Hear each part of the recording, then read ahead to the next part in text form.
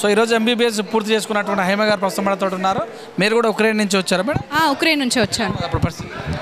అప్పుడు పరిస్థితి అంటే యుద్ధం స్టార్ట్ అయిన ఇనీషియల్గానే మాకు రాజ్ సార్, దివ్య మ్యామ్ వాళ్ళు ఇనీషియల్గా ఉన్నప్పుడే మమ్మల్ని కేర్ చేసి ఇంతకంటే ఎక్కువ డిటోరియేట్ అయితే పిల్లలు ఇరుక్కుపోతారు అని చెప్పి ముందుగానే అన్నీ ఆలోచించి జాగ్రత్తగా ఎవరికి ఇబ్బంది కూడా రాకుండా అన్నీ కరెక్ట్గా ప్లాన్ చేసి, అంటే ఎక్కడ కూడా ఫెయిల్ అవ్వకుండా, అంటే ప్లాన్ చేసింది కరెక్ట్గా అవ్వాలి కూడా కదా, అలా ఫెయిల్ అవ్వకుండా అన్నీ కరెక్ట్గా ప్లాన్ చేసుకొని అందరినీ ఒకేసారి చాలా జాగ్రత్తగా తీసుకొచ్చేసారు.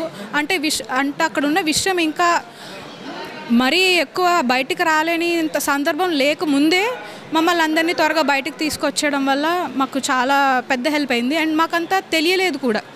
దానివల్ల ఆ సీరియస్నెస్, ఆ సిచ్యువేషన్లో ఉన్న సీరియస్నెస్ మా దాకా అంత స్ట్రెస్ రాకుండా మాకు కానీ మా పేరెంట్స్ కానీ రాకుండా హ్యాండిల్ చేశారు దివ్య మ్యామ్ వాళ్ళు. ఇక్కడికి వచ్చి ఎలా మింగిల్ అయ్యారు మరి? ఆ స్టడీస్, ఈ స్టడీస్ ఇక్కడికి వచ్చిన తర్వాత కూడా వాళ్ళు కాన్స్టెంట్గా మాతో టచ్లోనే ఉన్నారు. ఐ మీన్ మాకు ఇంకా 1 year ఉంది. అయ్యేంత వరకు వాళ్ళు కంటిన్యూస్గా కాన్స్టెంట్గా మాకు సపోర్ట్ చేస్తూనే ఉన్నారు. అంటే ఇప్పుడు వచ్చేసారు కదా అయిపోయింది అన్నట్టు ఎక్కడా లేరు.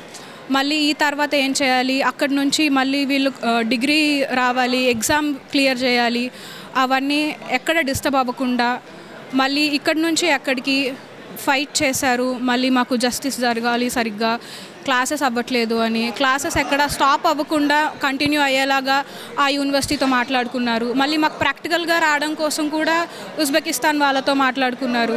సో ఒక పక్క ఆన్లైన్లో వాళ్ళతో క్లాసెస్ అవుతూ ప్రాక్టికల్గా అక్కడికి వెళ్ళి మా క్లాసెస్ అయ్యేలా చూసుకున్నారు. గవర్నమెంట్ ప్రోత్సాహం ఎలా ఉంది? గవర్నమెంట్ ప్రోత్సాహం అది చాలా ఉందండి. అంటే స్టూడెంట్స్కి తెలియకపోవచ్చు, కాకపోతే చాలా హ్యూజ్ అమౌంట్ ఆఫ్ పీపుల్ అక్కడ ఇరుక్కుపోయి ఉన్నారు. సో వాళ్ళందరినీ ఎట్ ఏ టైం ఎవాక్యువేట్ చేయడం అనేది, ఒక బస్సు 2 బస్సులు అని కాదు, ఫ్లైట్స్, ఆర్మీ ఫ్లైట్స్ వచ్చినాయి మొత్తం. అండ్ అక్కడ ఎంబసీ వాళ్ళు కూడా మాకు స్టే, ఫుడ్ అదంతా ఎక్కడ ఇబ్బంది లేకుండా ఇవన్నీ చాలా జాగ్రత్తగా, చాలా నీట్గా, చాలా యాక్యురేట్గా అన్నీ చాలా జరిగినాయి. Thank you.